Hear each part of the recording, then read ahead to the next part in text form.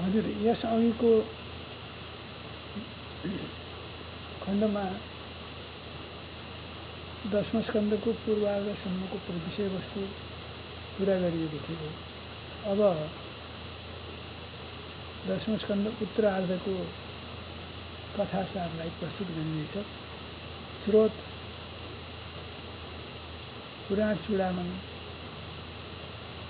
प्रकाशित भएको वर्ष 2081 साल। 10औं स्कन्ध उत्तरार्ध।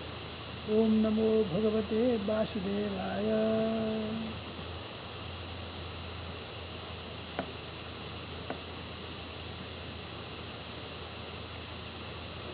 श्री राधा कृष्णाभ्याम नमः।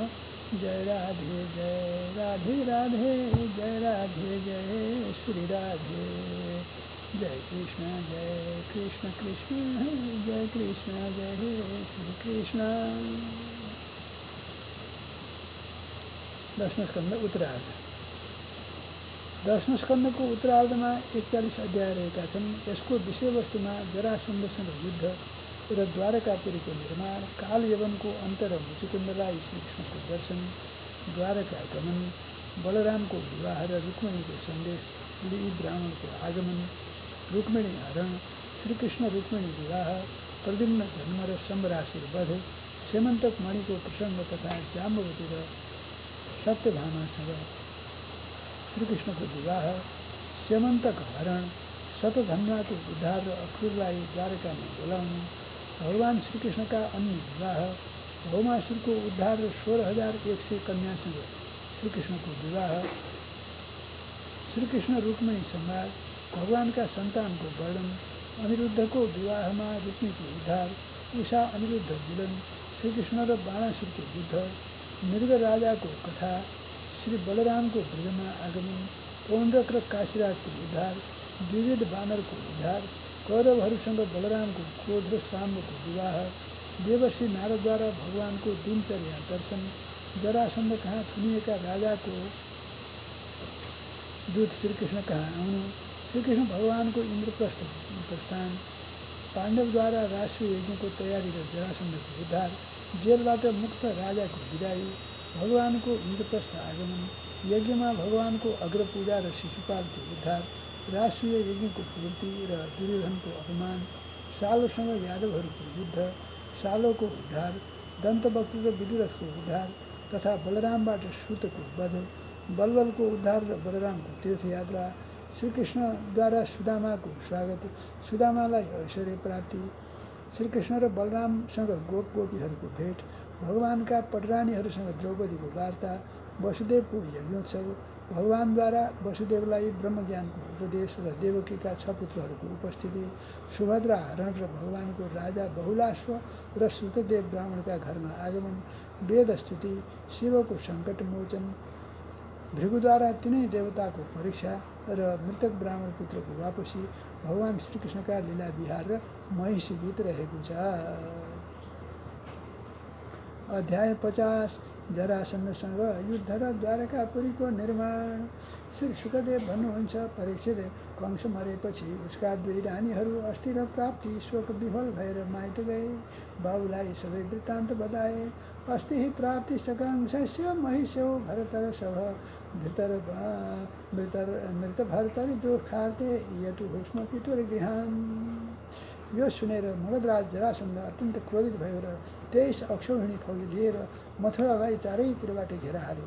श्रीकृष्णले पनि अहिले जरासन्धलाई मार्नु हुँदैन, किनकि उसले फेरि सेना एकत्रित गरेर ल्याउँछ, जसबाट धेरै दुष्टलाई मारी पृथ्वीको भार हल्का पार्न सकिन्छ भन्ने सोच्दै आकाशमा सूर्यको तेज जस्तै चम्किएका 2 रथ आइपुगे, जसमा युद्धका निमित्त सबै सामग्री सजाइएका थिए। दुवै भाइले आपसमा सरसल्लाह गर्नुभयो। श्रीकृष्णले सहर बाहिर निस्केर 5 जन शङ्ख बजाउनुभयो। शत्रुपक्षका सेनाहरू थरथर काँप्न थाले। जरासन्धले श्रीकृष्णको निन्दा गर्दै बलरामलाई युद्धका निमित्त ललकार्यो। उसले श्रीकृष्ण र बलरामलाई चारैतिरबाट घेर्यो। बलरामले मुसलको प्रहारले शत्रुहरूलाई मारी 100औं नदी बहे जस्तै दृश्य बनाउनुभयो। जरासन्धका सारा सेनालाई मारेपछि बलरामले बलपूर्वक महाबली जरासन्धलाई समार्नु भयो। श्रीकृष्णको सल्लाह अनुसार जरासन्धलाई बलरामले नमारी छोडिदिनुभयो। ऊ अत्यन्त दुखित र लज्जित भई आफ्नो मगध देशमा गयो। भगवान श्रीकृष्ण मथुरा प्रवेश गर्नुभयो। सबैले भगवानको स्तुति गरे। जरासन्धले 17 पटकसम्म 23 अक्षौहिणी सेना जम्मा गरी यदुवंशीसँग युद्ध गर्यो र 17 पटक हार्यो। जरासन्धले 18औं पटक 3 करोड म्लेच्छ सेना लिई कालयवनलाई युद्धमा पठायो। उसले मथुरालाई घेर्यो। श्रीकृष्णले बलरामसँग सल्लाह गरी दुई विपत्ति एकैपटक आउनेदेखि यदुवंशीको रक्षार्थ सुरक्षित दुर्ग बनाउने विचार गर्नुभयो। यस्तो विचार गरी समुद्रभित्र दुर्गम नगर बनाउनुभयो। नगरको नाम द्वारावती रह्यो। त्यसको लम्बाइ चौडाइ 48 कोस थियो र हरेक बस्तीमा विश्वकर्माको वास्तुकला झल्केको थियो। आफ्नो महाशक्ति योग मायाद्वारा समस्त बन्धु बान्धवलाई द्वारकामा पुर्याउनुभयो। प्रजाको रक्षाका निमित्त बलरामलाई छोडी आफू अस्त्र शस्त्र बिना नगर बाहिर निस्कनुभयो। अध्याय 51। कालयवनको अन्त र मुचुकुन्दलाई श्रीकृष्णको दर्शन। भगवान श्रीकृष्ण मथुराबाट निस्कँदा कालयवनले उहाँलाई देख्यो। नारदले बताए अनुसारका लक्षण देखेर कृष्णलाई चिनी यिनीसँग बिना अस्त्र शस्त्र लड्छु भने कृष्णको पछि पछि दौड्यो। भगवान पनि अर्कोतर्फ मुख फर्काएर दौड्नुभयो। कालयवनले अब त समाते भन्दथ्यो, तर केही दूरी कायमै रहन्थ्यो। भगवानले पनि लीला देखाउन चाहनुहुन्थ्यो। यत्तिकैमा भगवान पर्वतको गुफामा पस्नुभयो र मुचुकुन्दलाई पिताम्बर ओढाएर आफू अदृश्य हुनुभयो। कालयवन त्यहाँ पुग्दा साधु जस्तै बनेर कृष्ण नै सुतेको ठानेर जोरले एक लात हान्यो। त्यहाँ मुचुकुन्द सुतिरहेका थिए। उनी निद्राबाट बिउझी क्रोधले नेत्र खोली हेर्दा कालयवनको शरीरमा अग्नि उत्पन्न भएर उज्जल्यो। परीक्षित सोध्नुहुन्छ, भगवान जसको दृष्टिले कालयवन भस्म भयो त्यो को थियो? सुखदेवले परीक्षितलाई उत्तर दिने क्रममा भन्नुभयो, मान्धाता पुत्र मुचुकुन्द देवताको पक्ष लिएर असुरसँग लड्दा थाकेकाले देवताकै अनुमति अनुसार लामो समयसम्म गुफामा विश्राम लिएका थिए। निद्रा भङ्ग गर्ने व्यक्ति उनको दृष्टि पर्नासाथ भस्म हुने वरदान उनलाई प्राप्त भएको थियो। भगवानले गुफामा मुचुकुन्दलाई दर्शन दिनुभयो। भगवानको दिव्य रूप देखेपछि मुचुकुन्द भन्दछन्, ओ भवानिह सम्प्राप्तो विपिने गिरिगह्वरे पदभ्याम पद्मपलासाभ्याम विचरस्युर्कण्टके। हजुर को हुनुहुन्छ? यो घोर जङ्गलमा कमल जस्तै कोमल चरणले किन विचरण गर्नुहुन्छ? यस गुफामा हजुर आउनको कारण के हो? हजुर पुरुषोत्तम भगवानमै भए जस्तो लाग्छ मलाई। म यहाँ थकित भएर सुतिरहेको थिएँ, कोही आएर जगाइदिएछ। यो सुनेपछि श्रीकृष्णले आफ्ना हजारौं जन्म कर्म र नाम भएको र भूभार हरण गर्न वसुदेवको पुत्र वासुदेवका रूपमा जन्म लिएको कुरा गर्दै कंसलाई मारेको र कालयवन पनि आफ्नै प्रेरणाले गर्दा मुचुकुन्दको दृष्टिद्वारा भस्म भएको कुरा स्पष्ट पार्नुभयो। साथै मुचुकुन्दलाई यथोचित वर माग्न भन्नुभयो। नारायण भन्ने चिनेपछि मुचुकुन्दले फेरि स्तुति गर्न थाले। स्तुतिको केही अंश यस्तो थियो, चिरमिह वृजिनाथस्तप्य मानव नुतापये रवितिश षडमित्र लब्ध शान्ति कथञ्चित् शरणद समुपेतस्त्वत्पदाब्जं परात्मन् नभयमृतमशोकं पाहि मापन्नमीश। शरणद समुपेतस्त्वत्पदाब्जं परात्मन् अभयमृतमशोकं पाहि मापन्नमीश। हे भगवान, म अनादिकालदेखि नै आफ्ना कर्मको फल भोग्दा अत्यन्त दुखी भएको थिएँ। मेरा 6 शत्रुहरू 5 इन्द्रिय र मन कहिल्यै शान्त भएनन् र उनको प्यास बढ्दै गयो। शरणदाता प्रभु, अब म हजुरका शरणमा आएको छु, तसर्थ शरणागतको रक्षा गर्नुहोस्। यो सुनेपछि भगवानले मुचुकुन्दलाई सारा मन र मनोभाव ममा समर्पित गर भनी अर्को जन्ममा ब्राह्मण भई जन्मेर म परमात्मालाई प्राप्त गर्नेछु भन्ने वरदान दिनुभयो। चिरमिह वृजिनाथस्तप्य मानव नुतापये रवितृषडमित्र लब्ध शान्ति कथञ्चित् शरणद समुपेतस्त्वत्पदाब्जं परात्मन् अभयमृतमशोकं पाहि मापन्नमीश। अध्याय 52। द्वारकागमन, बलरामको विवाह र रुक्मिणीको सन्देश। इक्ष्वाकु नन्दन राजा मुचुकुन्दले भगवानको दर्शन र वर पाएपछि प्रभुको परिक्रमा गरी गुफाबाट निस्केर बद्रिकाश्रममा तपस्या गर्न गए। भगवान् श्रीकृष्णले मथुरा फर्केर कालयवनको सेनाको संहार गर्नुभयो। प्राप्त धन सम्पत्ति गाडामा लिएर जान लाग्दा मगधराज जरासन्ध 18औं पटक 23 अक्षौहिणी सेना लिएर फेरि आयो। यति बेला श्रीकृष्ण र बलराम लीला गर्दै भाग्नुभयो। जरासन्ध उहाँहरूका पछि पछि जान थाल्यो। केही थाकेपछि उहाँहरू अग्लो प्रवर्षण पर्वतमा चढ्नुभयो। कहीँ नदेखेपछि जरासन्धले आगो लगाई पर्वत जलाइदियो। आगो लागेको देखि श्रीकृष्ण र बलराम अग्लो पर्वतबाट एकदम तल आउनुभयो र द्वारकापुरीमा जानुभयो। जरासन्धले दुवै भाइ जलेर भस्म भएको सम्झ्यो र आफ्नो राजधानी फर्क्यो। आनर्त देशका राजा रेवती थिए। उनले आफ्नी छोरी रेवतीको विवाह बलरामसँग गरिदिए। श्रीकृष्णले शिशुपाल र साल्वा आदि वीरलाई हराएर रुक्मिणी हरण गरी उहाँसँग विवाह गर्नुभयो। रुक्मिणी भीष्मक राजाकी कन्या र भगवती लक्ष्मीकै रूप हुनुहुन्थ्यो। रुक्मिणीलाई भगवानले कसरी हर्नुभयो भन्ने प्रश्नको उत्तरमा सुखदेव भन्नुहुन्छ, परीक्षित, विदर्भ देशका राजा भीष्मकी कन्या रुक्मिणीले भगवान श्रीकृष्णको सौन्दर्य, पराक्रम, गुण र वैभव सुनेर उहाँलाई पतिवरण गर्ने अठोट गर्नुभएको थियो। यसै प्रसङ्गमा उहाँले एक ब्राह्मणलाई सन्देश लिएर श्रीकृष्ण कहाँ पठाउनुभयो। ब्राह्मण द्वारका पुगेपछि भगवानले उनको आदर सत्कार र पूजा समेत गर्नुभयो र त्यहाँ आउनको कारण सोध्नुभयो। ब्राह्मणले पनि सबै कुरा सुनाउनुभयो। रुक्मिणीले पत्रमा भन्नुभएको थियो, श्रुत्वा गुणान् भुवन सुन्दर शृण्वतां ते निर्विश्य कर्ण विवरैर्हरतोऽङ्गतावं रूपं दृशां दृशिमता महिलार्थलाभं त्वयच्युता विशति चित्तमपत्रपं मे कात्वा मुकुन्द महती कुलशीलरूप विद्यावयो द्रविणधामभिरात्मतुल्यं धीरापतिं कुलवती न वृणीत कन्या काले नृसिंह नरलोकमनोभिरामम्। हे श्याम सुन्दर, मेरो चित्त हजुरमा प्रवेश गरिसकेको छ। मैले हजुरलाई पतिवरण गरिसकेकी छु। तसर्थ शिशुपालबाट छुटाएर मलाई हरण गर्नुहोस्। उसले मलाई स्पर्श नगरोस्। मेरो विवाहको एक दिन अघि यहाँ आएर वीरता देखाई मेरो पानी ग्रहण गर्नुहोस्। कुलदेवीको पूजा गर्न निस्केको समयमा हजुरले मलाई हरण गर्नुहोस्। यदि हजुरको चरण कमल प्राप्त गरिन भने मैले प्राण त्याग गर्नेछु। यही सन्देश सुनाएर ब्राह्मणले श्रीकृष्णलाई यथोचित कार्य गर्न अनुरोध गरे।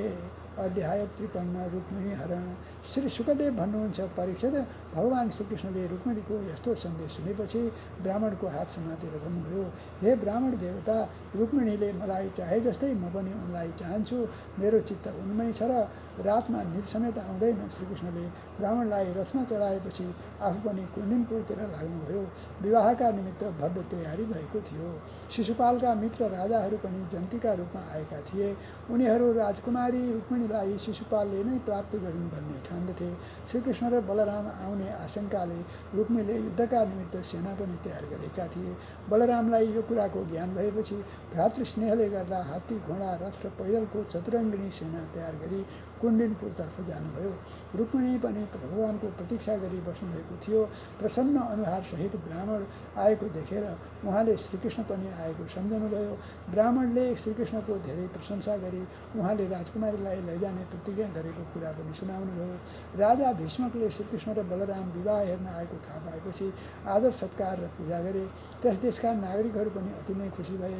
उनीहरू भन्दथे, रुक्मिणी त भगवानकै अर्धाङ्गिनी बन्न योग्य छन्। त्यसैले श्रीकृष्णले यी विदर्भ कुमारीको पानी ग्रहण गर्नुहोस्। यतिकैमा रुक्मिणी देवीको मन्दिरतर्फ जान निस्कनुभयो। उहाँको रक्षार्थ धेरै सैनिकहरू पनि गए।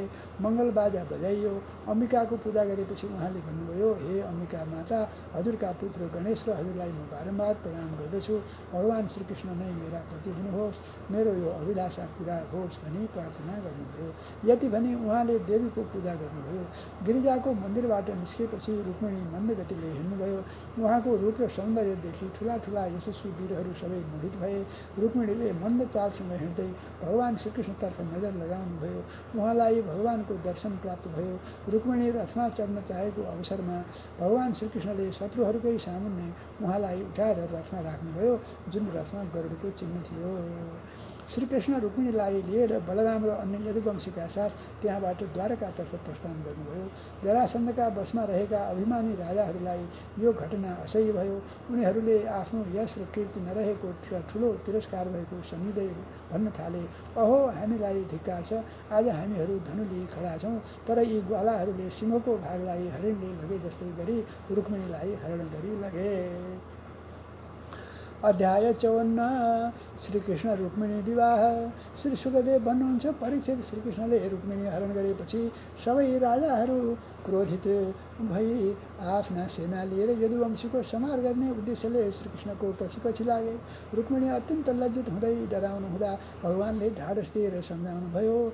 सङ्कर्षणसहित यदुवंशले पनि यसको जवाफ राम्रै गरिदिए। श्रीकृष्णले शत्रुको सेनालाई विध्वंस पार्नुभयो। जरासन्ध जस्ता वीरहरू युद्धबाट पछि हटे। शिशुपाल आफ्नी भावी पत्नीको वियोगले मरणासन्न भएर बसेको थियो। उसमा कति उत्साह र कान्ति थिएन। जरासन्धले शिशुपाललाई यसरी सान्त्वना दिन थाल्यो, शिशुपालजी, तपाईँ श्रेष्ठ पुरुष हुनुहुन्छ, यसरी उदास नभन्नुहोस्। कुनै पनि प्राणीको जीवनमा स्थिरता रहँदैन। मलाई कृष्णले 17 पटक 23 अक्षौहिणी सेनासहित हराए, तर 18औं पटक मैले विजय प्राप्त गरेँ। यसरी सम्झाएपछि चेदिराज शिशुपाल आफ्नो राजधानीतर्फ फर्क्यो। अन्य राजाहरू पनि आफ्ना नगरतर्फ फर्के। रुक्मिणीका दाजु रुक्मीले भगवानसँग ठुलो द्वेष राख्दथे। उनलाई आफ्नी बहिनी हरण गरेको पटक्कै मन परेन र एक अक्षौहिणी फौज लिएर श्रीकृष्णको पछि पछि लागे। सबै राजाहरू अगाडि उनले यस्तो प्रतिज्ञा गरे, श्रीकृष्णलाई मारेर बहिनी रुक्मिणीलाई फर्काउन सकिन भने म कुन्दिनपुरमा प्रवेश गर्ने छैन। यति भनी उनले श्रीकृष्णलाई युद्धका निमित्त ललकारे। रुक्मिणी श्रीकृष्णलाई मार्न भनी तरवार लिएर रथमा दौडे। त्यो देखि श्रीकृष्णले धारिलो तरवार हातमा लिई उनलाई मार्ने विचार गर्दा रुक्मिणी श्रीकृष्णको चरणमा परी बिन्ती गर्दछन्, हे जगतपते, हे योगेश्वर गर्नुहुन्छ, हे जगतपते, हे योगेश्वर, मेरा दाजुलाई मार्न उचित हुँदैन। रुक्मिणी डरले काँपिरहेका थिए। भगवान श्रीकृष्णले रुक्मिणीलाई बाँधेर उनको दारी झुगाएर कपाल मुडेर कुरूप बनाउनु भयो। बलराम आएर कृष्णलाई यस्तो कार्य अनुचित भएको बताउनुभयो र रुक्मिणीलाई सान्त्वना दिई रुक्मिणीलाई मुक्त गर्न भन्नुभयो। रुक्मिणीले त्यहाँबाट छुटेपछि कुन्दिनपुर बाहिर भोजकट नामको नगर बसाली त्यहीँ रहन थाले। हरिहरि।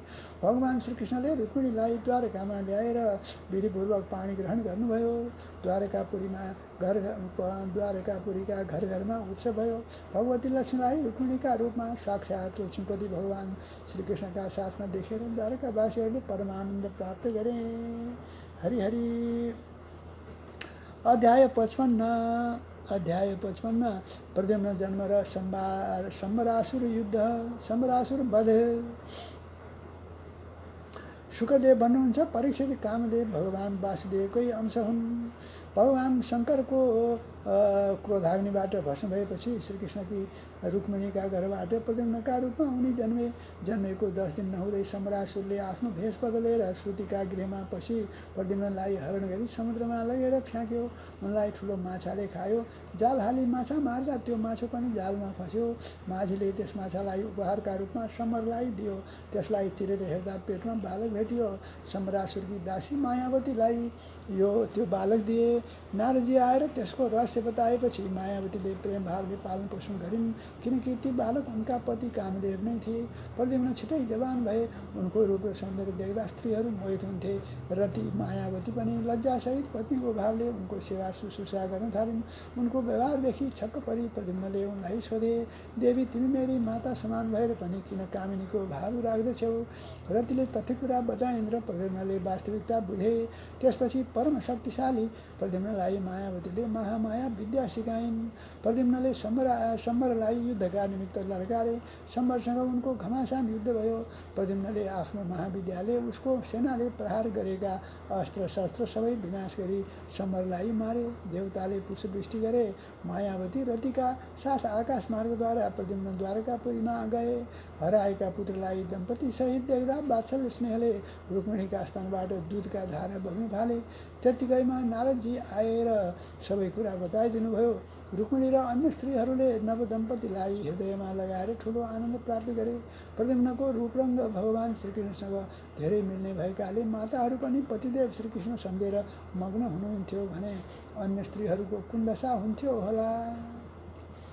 अध्याय 56 जाम्बवती र सत्यभामासँग श्रीकृष्णको विवाह। श्री सुखदेव भन्नुहुन्छ, परीक्षित सत्राजितले श्रीकृष्णलाई कलङ्क लगाएका थिए। अपराधबाट मुक्त हुनका निमित्त उनले सेमन्तक मणिसहित आफ्नी पुत्री सत्यभामा श्रीकृष्णलाई अर्पण गरे।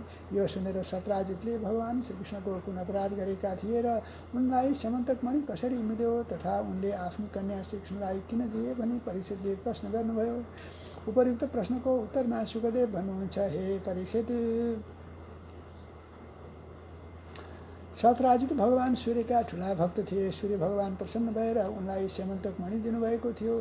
सूर्य जस्तै चम्कने मणि लगाएर सत्राजित द्वारकामा आउँदा त्यसको तेजले गर्दा उनलाई कसैले चिन्न सकेनन् र श्रीकृष्णसँग सूर्य भगवान् दर्शन गर्न आएको कुरा जाहेर गरे।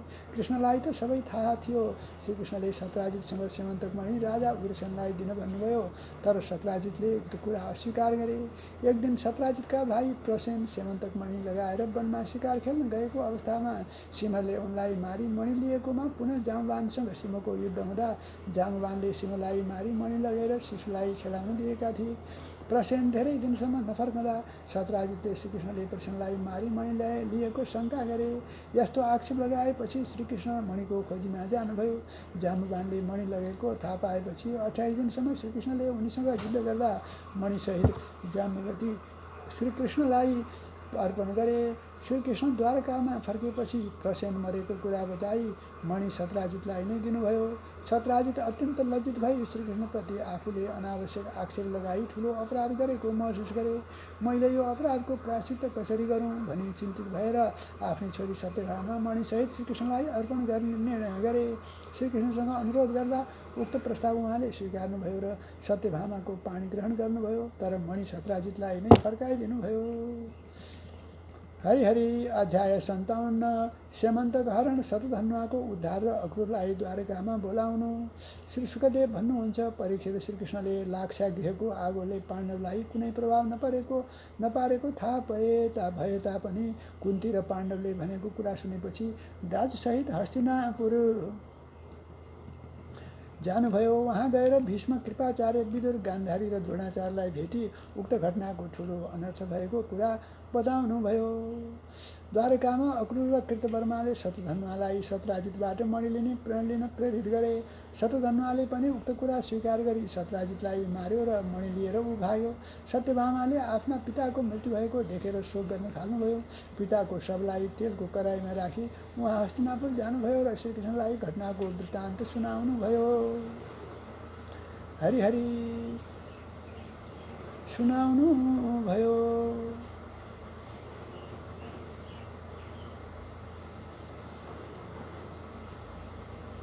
श्रीकृष्ण र बलराम सत्यभामालाई लिई द्वारकामा आउनुभयो र मणि शतधन्वाबाट लिने विचार गर्नुभयो।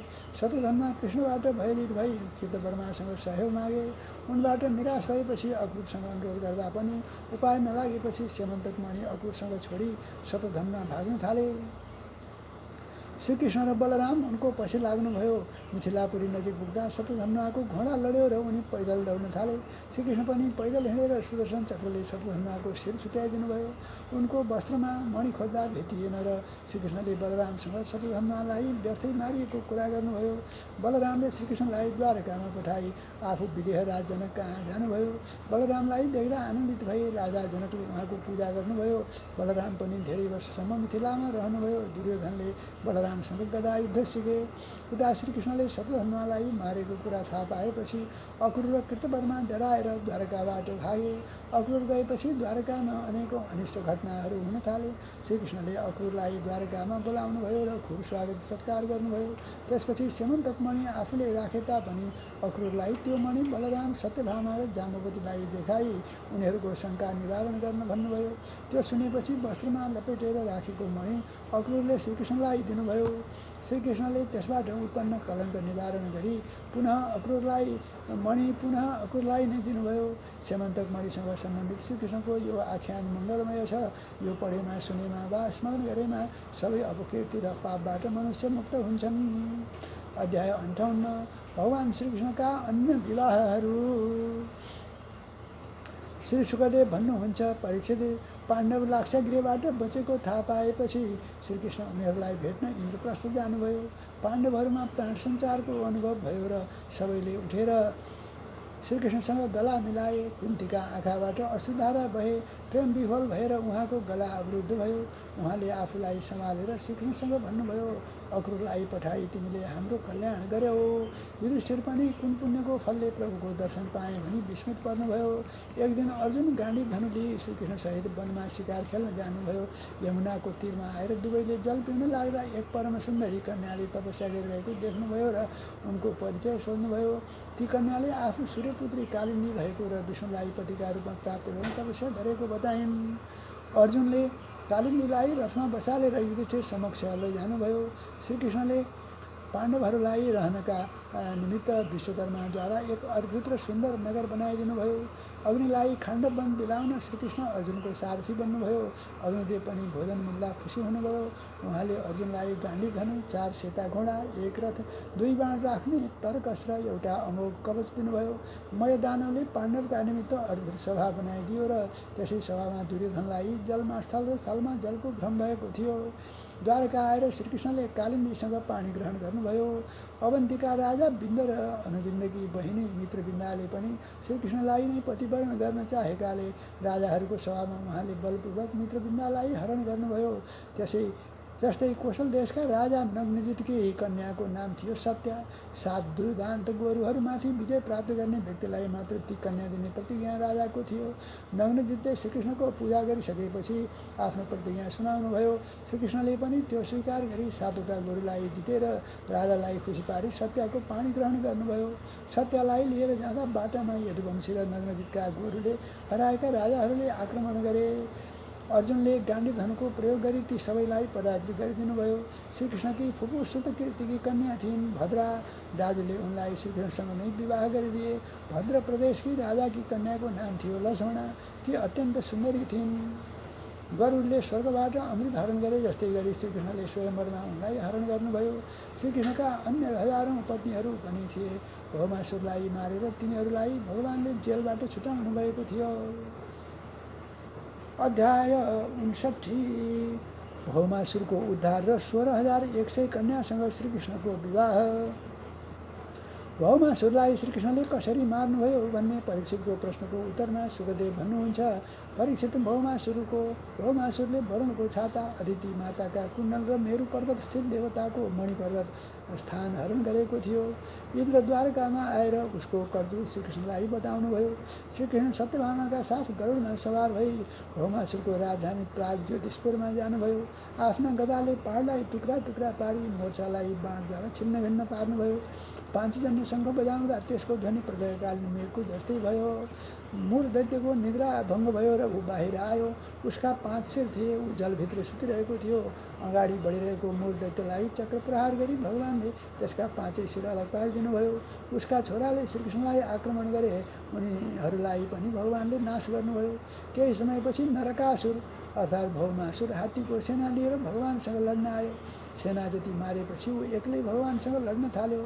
आफ्नो चक्र छोडी श्रीकृष्णले भौमासुरको शिर काटिदिनुभयो।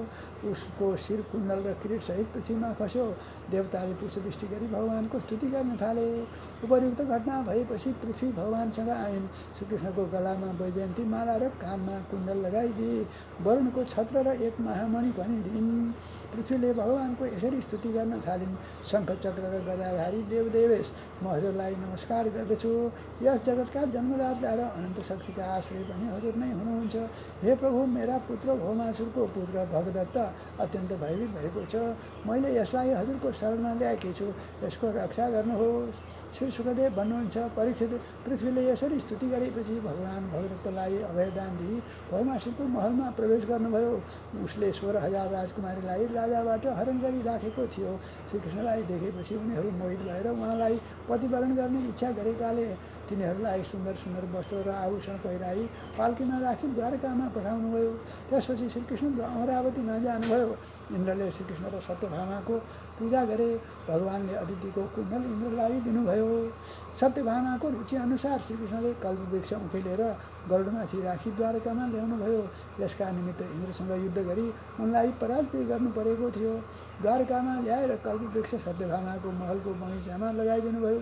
पुनः भगवानले एउटै शुभ मुहुर्तमा अलग अलग भवनमा भिन्न भिन्न रूप लिएर सबै राजकुमारीहरूसँग विधिपूर्वक विवाह गर्नुभयो।